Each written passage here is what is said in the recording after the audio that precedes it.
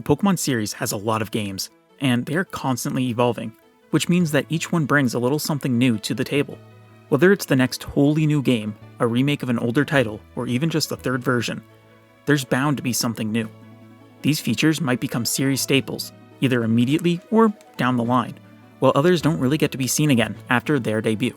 Obviously, when we come to talking what is the best feature introduced in every game, there's going to be some highly subjective opinions here.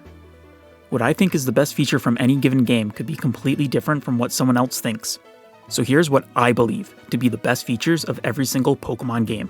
To start us off, there is Red and Green, and well, its best feature is that it's the start of the series.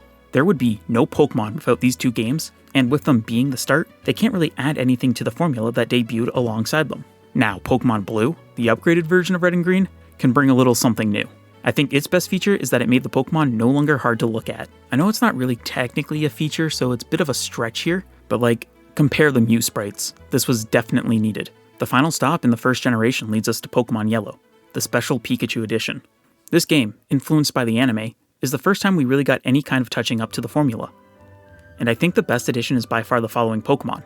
Yes, in this game it is only Pikachu, and so it feels lackluster compared to what following Pokémon will become later on in the series, but it originated here. There's really not a whole lot to say about the Gen 1 games.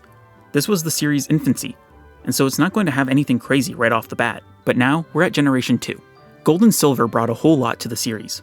New Pokémon, a new region, a post-game featuring a very underbaked version of Kanto, a bunch of Pokeballs that don't work, a really bad level curve, a whole lot of things that could be picked here. However, what I believe to be the best new addition is the day and night cycle.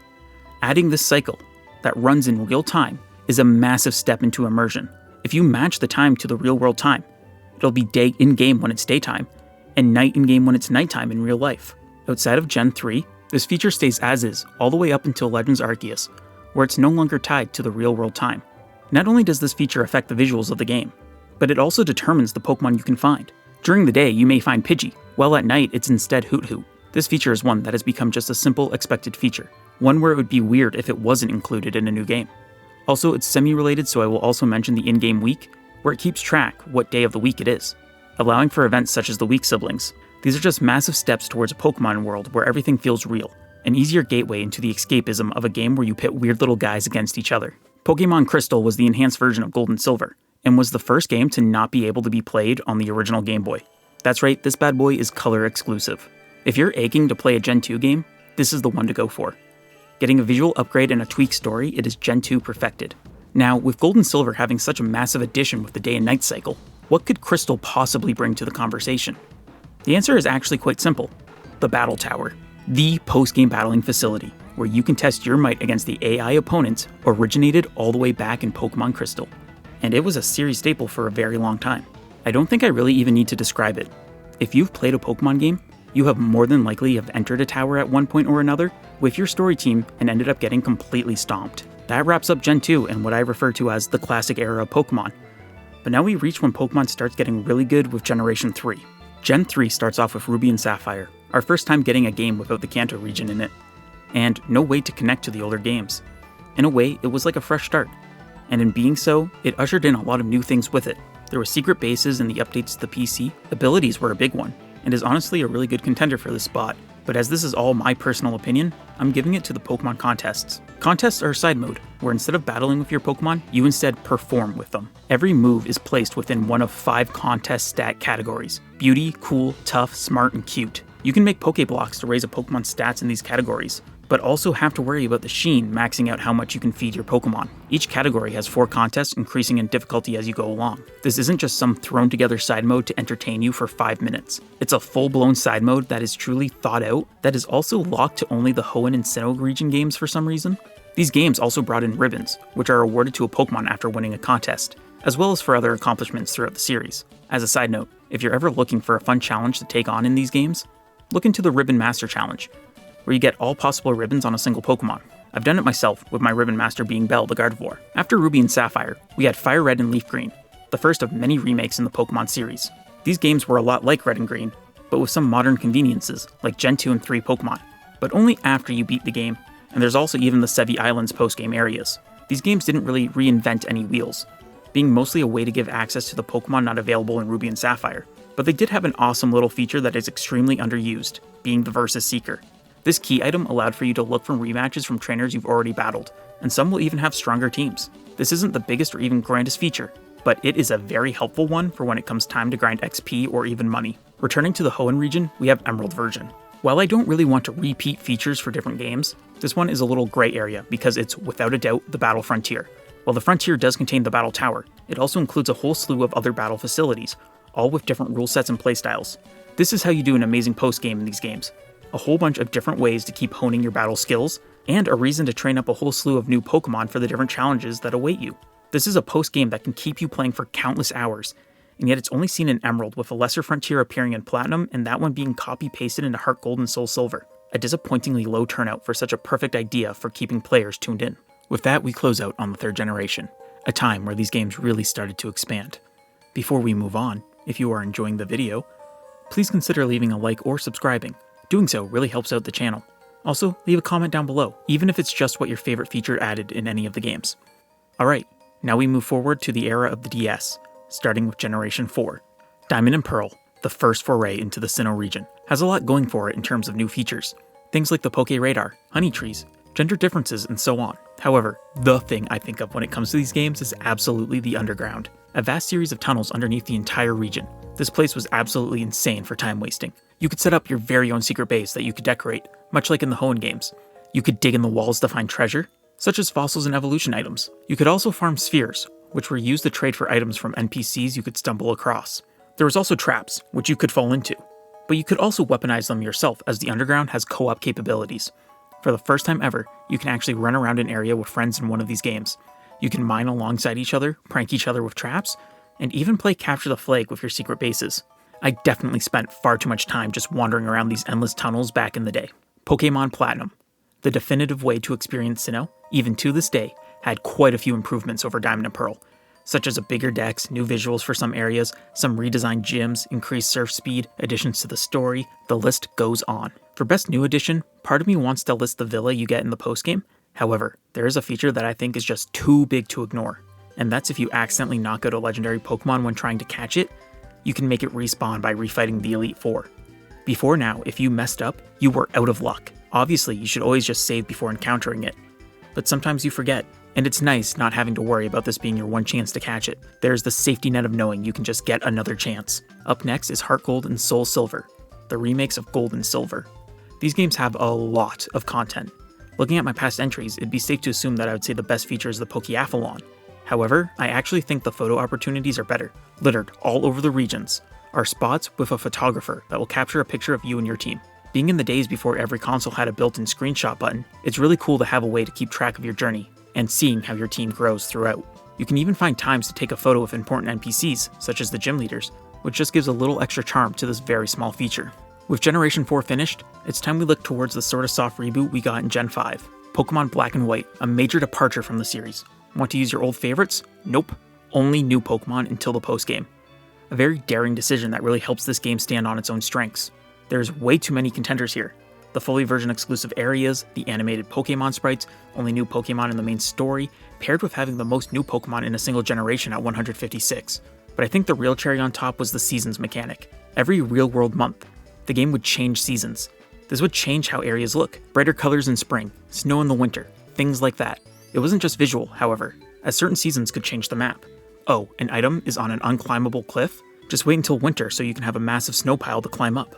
This feature, in my eyes, is the perfect evolution of the day and night cycle introduced in Gen 2, but we were not that lucky, as this feature only hangs around for the duration of Gen 5. Black and White didn't get a third version, but full-blown sequels, Black 2 and White 2. These games carry over a lot of what Black and White had, and then some. Much like Heart Gold and Soul Silver, these games are chock full of content. Also like those games, there's a pretty obvious feature, this time being the Pokemon World Tournament, that is taking second place.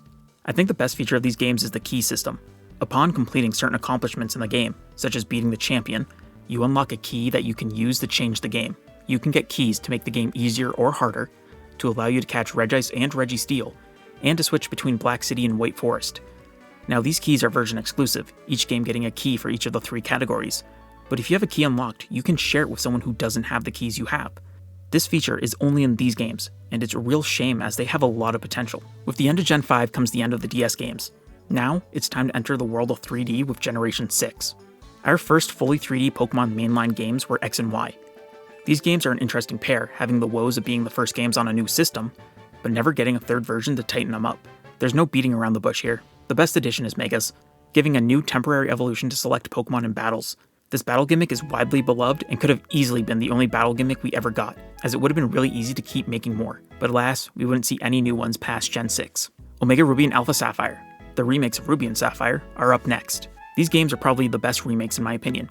They build off the originals really well while also incorporating a lot of new mechanics added to the series since the original's release. This one was a close one, almost picking the Pokénav Plus for easily being the best use of the touchscreen in the entire series, but I think Soaring is just ever so slightly above it. In these games, you can ride on the back of either Mega Latias or Mega Latios, depending on the version you were playing, and you can use them to freely fly around the Hoenn region. The Fly HM still exists, but why would you use that when you can fly above a modeled Hoenn region, doing tricks, getting into battles with Pokemon flying by, and even discovering secret places to land available only through the Soaring mechanic? That wraps up Gen 6 and brings us to the 7th generation. The first games of Gen 7 is Sun and Moon, and their best feature isn't their battle gimmick, but instead Ride Pokemon. While Soaring was an alternative to flying, Ride Pokemon fully replace HMs. Need to push a boulder? Why use Strength when you can have a Machamp push it?